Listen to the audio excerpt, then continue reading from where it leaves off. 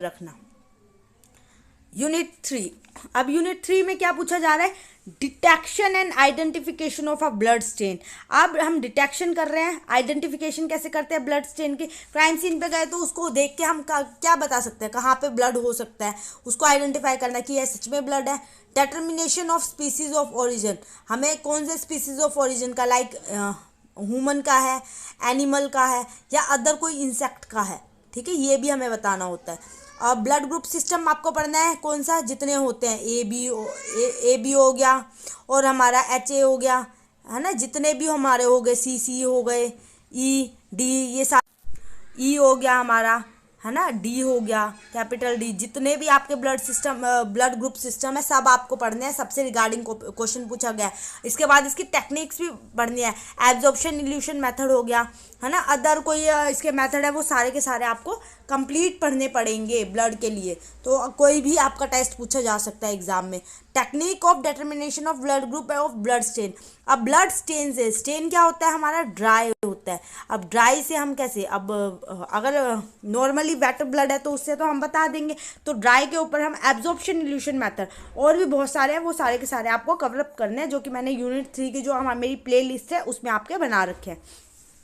Detection of seminal and other body fluid and their blood grouping, ठीक है। Other body fluids like हमारा red cell enzymes हो गए, serum हो गए, प्रोटीन हो गए, फोरेंसिक सिग्निफिकेंस भी इनकी पढ़नी है। अब इसके अंदर सीमेन हो गया, vaginal fluid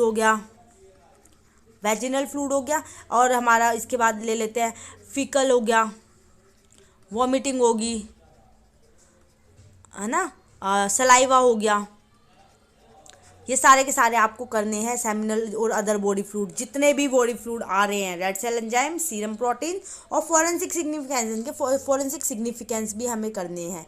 disputed paternity and maternity case जो डीएनए के होते हैं, ये भी आपको इनकी एप्लीकेशन भी कंप्लीट करनी है।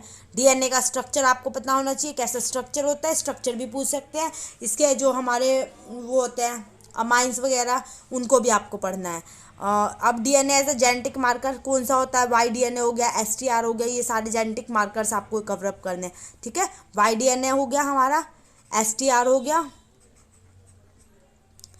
एसटीआर, और भी होता है वीएनटीआर हो गया हमारा, आरएफएलपी आपको पता होना चाहिए। सारे के सारे आपको कवर अप करने जेनेटिक मार्कर में। DNA extraction and profiling technique, इसकी मैं आपको बहुत डिटेल में बिल्कुल आपको डायग्रामेटिकली आपको समझा दूंगी, आपको एक्सट्रैक्शन का पता चल जाएगा, क्योंकि एक बार अगर आप अपनी आंखों से देख लेते हैं तो वो आपको बिल्कुल दिमाग में छप जाता है।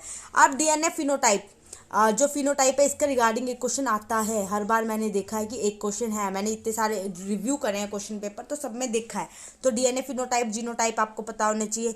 आरएनए प्रोफाइलिंग कैसे करते हैं और उसकी एप्लीकेशन आपको डीएनए की भी पढ़नी है, ठीक है। अब इसमें माइटोकॉन्ड्रिया डीएनए नहीं लिखा, वो भी करना है, न्यूक्लियर डीएनए भी पढ़ना है, तो आपको पूरा कंप्लीट पढ़ना है, डीपली जाके पढ़ना है।